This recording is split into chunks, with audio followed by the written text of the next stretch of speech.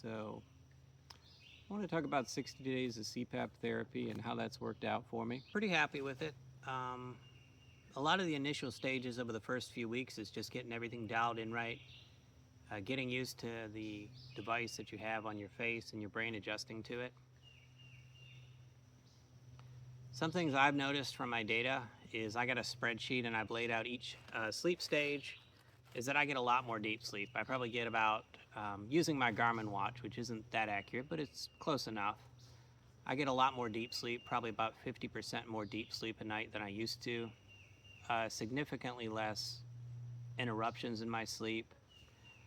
My REM sleep is a little tricky. I don't always notice progress in the REM in terms of total duration, but the watch can also be kind of deceptive on that, where if you kind of awake up or have movements, then it's not recording the REM accurately. So I can tell that the overall quality of my REM is certainly better. Let's see. Well, I'm remembering memories from my childhood that I thought I forgot. It's kind of like finding a missing photo album or a hard drive that you didn't know existed.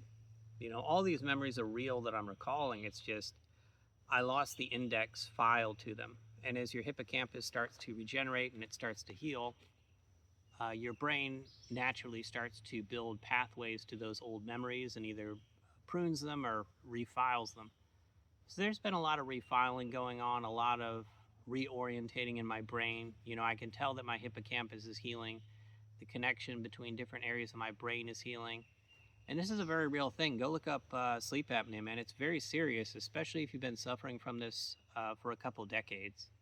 It affects and impacts so many different areas of your life that I would encourage you, you know, if you think that you actually have it, go to a doctor and get it checked out. Because it has made a world of difference in my life. Like, getting back to the childhood memories, these are very important foundational memories that form part of my core identity. So you might have aspects of your identity and you don't really know where they came from because you can't remember those memories. And now I can kind of see where different aspects of my personality come from. And, you know, my personality can finally update and say, oh, this is, you know, irrelevant information from my childhood. But if that stuff is just missing, it's really hard to construct a cohesive narrative for your life. So I'm really glad to be getting those memories back, and I would expect that to continue for a few months. And it's not just the memories, it's the quality of the memories. You know, the memories I did have, which were fewer, seemed kind of foggy from childhood.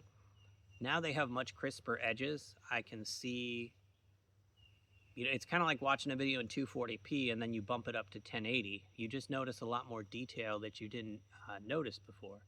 And you can start to map those.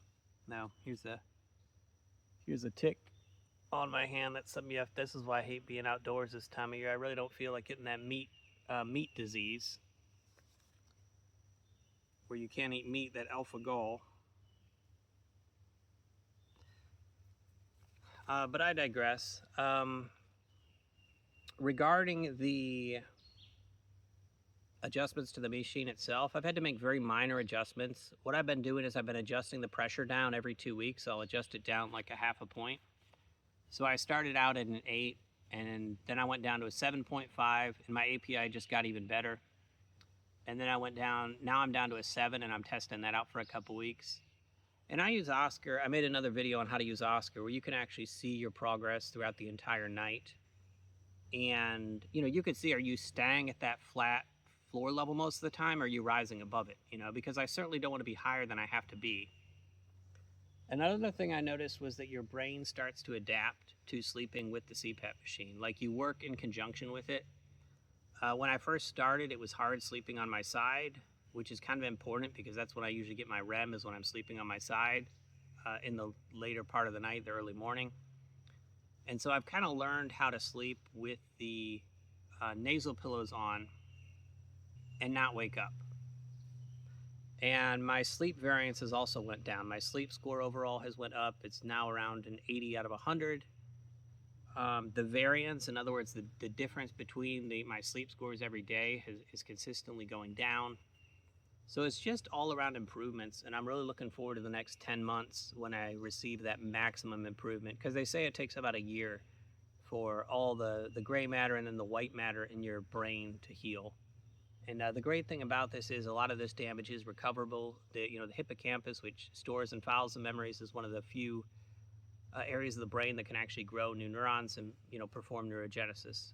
So yeah, I'm really excited to where this is headed. I wish I would have done the CPAP therapy many years ago, but there's a saying: the best time to plant a tree is 5 years ago. The next best time is today. So I'm glad I finally did take the initiative on exploring that treatment option.